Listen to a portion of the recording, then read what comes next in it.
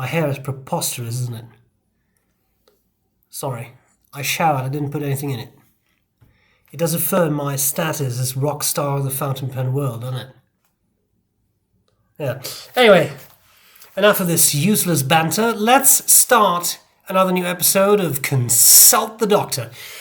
The first question I have is one that I can't answer. Are there any fountain pens that will write above the tree line, 11 to 12,000 feet? I have never asked myself that question. And that's going to be a little bit of a theme today. But I genuinely don't know. What are we talking about? Thinner air? Lower temperatures? There are inks that are supposed to be suitable for writing in sub-zero temperatures. But I'm not going to talk about noodlers this time.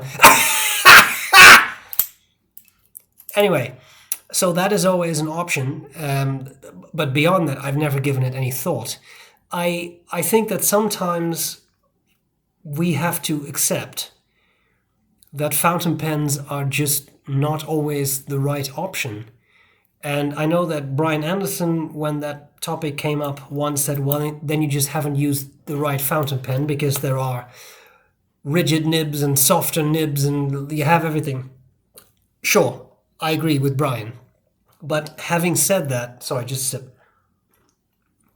I really think there's something to be said for that. I mean, maybe if you have to write on a plane, bring a pencil. Maybe if you have to write above the tree line, bring a pencil. That is, I think, the most weatherproof writing instrument. And that's the way it is.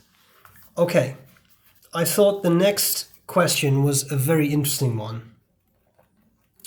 And it really made me think for a bit. I'm summarizing here, but it ran something along the lines of, should Western manufacturers who make their own nibs reconsider their nib options and move away from the standard extra fine, fine, medium, broad, and do other things, more interesting things, like, say, Waverley nibs, reverse grinds, one grind on one side of the nib, and if you turn it upside down, you can write in a different way, for example, very broad on one side, fine on the other. Would that be interesting? Yes, I think that would be interesting, but I do think you have to ask yourself, who are the people buying pens? When you look at the big manufacturers, I'm speaking of the likes of Parker, Waterman, Montblanc and Pelikan are maybe a little different. I think Montblancs are often bought as status symbols. I'm not saying they're not nice pens. I'm just saying in the business world, they're kind of status symbols in my mind. Parkers and Watermans, modern Parkers and Watermans, I think, are good pens. Not necessarily the most inspired designs anymore, but I have found 9 out of 10 times they write perfectly fine. But who purchases those pens? That's not always people like you and me who really love fountain pens and who have no issues spending a couple hundred thousand, well that's a bit much, a couple hundred, maybe $1,000 on a pen. The casual user does not. And I think there is a large, I have no numbers, but I feel there is a large number of people out there who are not pen collectors, who are not people who want to spend $1,000 on a pen necessarily. They just want to have a fountain pen. And then they go to an office supply store and they buy the $80 Schaefer, and that's all they will ever use. And that's actually very sensible, just owning one pen. Just saying, that's a very smart thing. Anyway, those people don't care about a reverse oblique nib. I think most of the time they will go for a medium nib and maybe for a fine nib, but I think a lot of them wouldn't even consider a broad nib. And I think that's why a lot of these types of pens, I think you know what I mean, the sort of entry-level Parkers, Watermans, etc., fine and medium is what you have. Maybe a broad. If you're very lucky, there may be an italic option, but I think that's already very rare. There's probably a reason that a company like Pelikan, which is such a massive company, stopped producing triple broad nibs. If a company of that magnitude is not selling enough nibs of that kind to make it worth their while, then I bet that even smaller companies might struggle more. Now, having said that, some smaller companies are, of course, sought out more by pen lovers. I think that someone like, say, Ryan Krusak really caters to fountain pen lovers, people who love fountain pens, not someone who casually purchases a pen, if nothing else, and for the very simple reason that office supply stores, Staples, etc., does not carry Krusak Studios. The day that happens, that'd be amazing.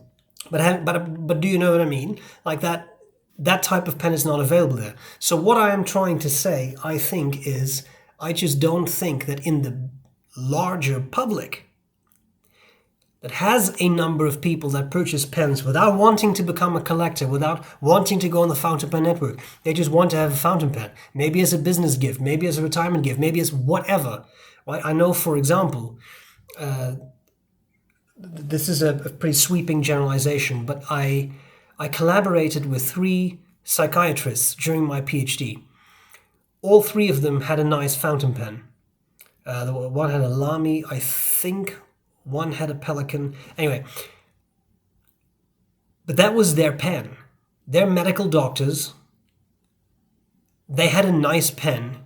They used their nice pen, but it was their pen. They didn't have 50 pens, 500 pens, 10,000 pens. They just had that one pen. And it came with a nib. And I think in all cases it was a medium nib because that's the one size that fits most. So I don't think that if you deal with a crowd like that, and this is not said pejoratively, I'm just saying that these are casual pen users. They just wanted to have a fountain pen and they got it, right? I don't think they necessarily want a triple broad nib or a reverse oblique or an architect nib or whatever. Now, I understand what the person who asked the question was asking for, namely, but wouldn't that set a company apart? I think it absolutely would.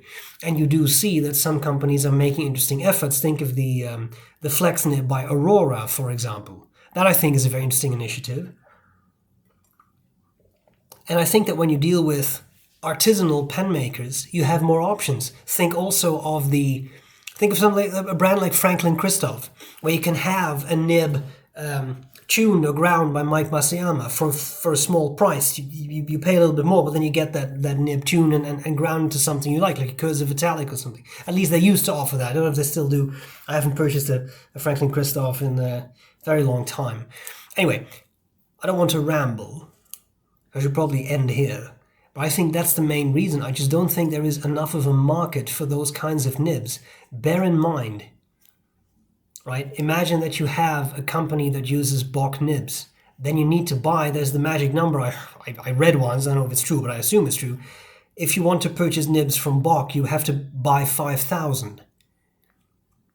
Okay, and then you have to grind them and you have to do all sorts of things. I just don't think it's worth the human hours to put in to create that for a relatively small audience. An architect nib is great. I have one. That's all I need. I don't want any other architect nibs. It's fun to me as a thing to change matters up. But that's it, though. I don't have any other. I have a need. Now, of course, that varies from person to person. About, I think, 2 minutes ago, I said I would shut up about this. I hope this is an answer to your question, but I come back to what I come back to every single time when I have questions along these lines. I think it's an issue of money. Otherwise, people would. I just don't think it pays enough. I could have just said that. I would have saved you 7 minutes, wouldn't it? Anyway, a lot of hobbies carry elements of gambling. For example, golf, like you make the shot, etc. Do you think that also applies to fountain pens? For example, my next pen will be X, Y, and Z, the best nib, the best whatever. If you don't have the opportunity to try out a pen before you buy it, then I suppose that is true.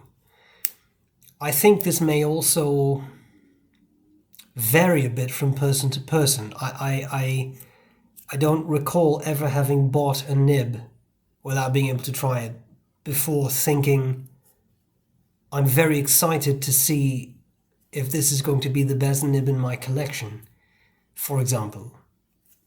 I said collection, but you know very well I meant accumulation.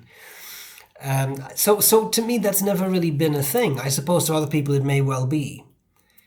But I think that what we might be confounding here is that idea of excitement over a pen purchase and this gambling element.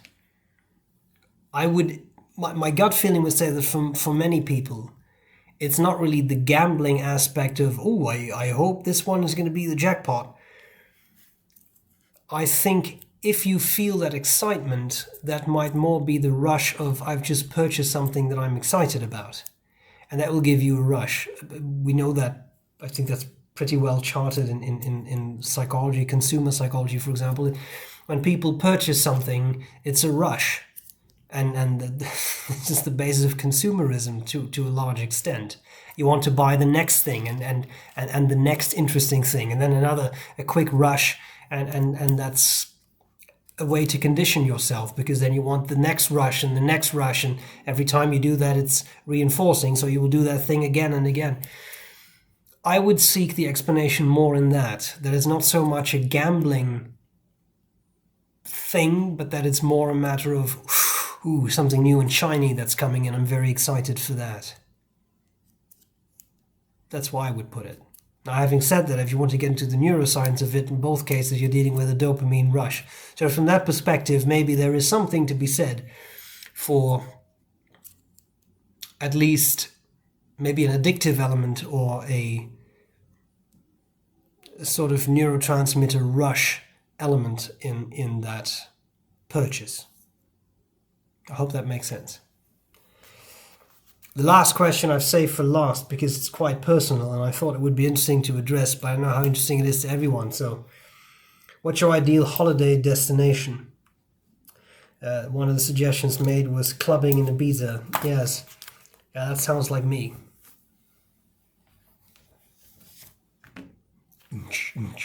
Yeah, okay, having said that, my ideal holiday destination varies depending on what I'm in the mood for. Now, that's a non-answer, so I will try to specify that more. I enjoy a lot of things. I can enjoy a cultural city a lot. I have had the wonderful opportunity to explore a lot of cities in Germany because I used to live next to Germany. And Germany, being a wonderful and old country, has many wonderful cities with a very cultured background, a lot of nice churches, a lot of nice museums to visit, and that appeals to me a lot. I like painting in particular when it comes to art forms. I like sculpture, but I mainly like painting. And Germany has some outstanding museums. In Munich, for example, the Pinakotheken are insanity, wonderful places.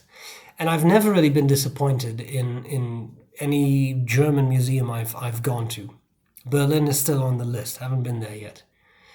Anyway, so I can really enjoy that.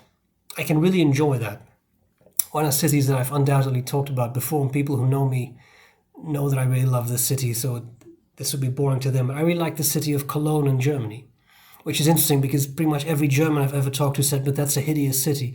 I don't think it is. I just think that you have to know where to look in that city. It has one of the largest Gothic cathedrals in the world. It has 12 large Roman churches. There's a lot to see. There's a couple of wonderful museums, really nice Christmas markets. So there is a lot to see there, and a lot of interesting things to see. And I've really enjoyed that.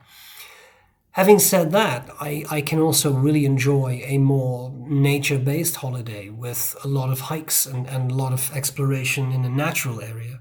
I find that very interesting too. So it really depends for me what I'm in the mood for. Right now, given that we live in a pandemic era, there's been more nature than cultural packed cities for me. And I'm fortunate to live in an area where there is a lot of nice nature fairly close at hand. So that's it, I would say. It's really, it really differs, and it can be a bit of both combined. Not necessarily the clubbing though, but I think that if you see one or two of my videos, that might make sense, because I'm a massive nerd. I've never denied it, and I never will, because I wear it as a badge of honor. Now, having said that, these were all very interesting questions I found.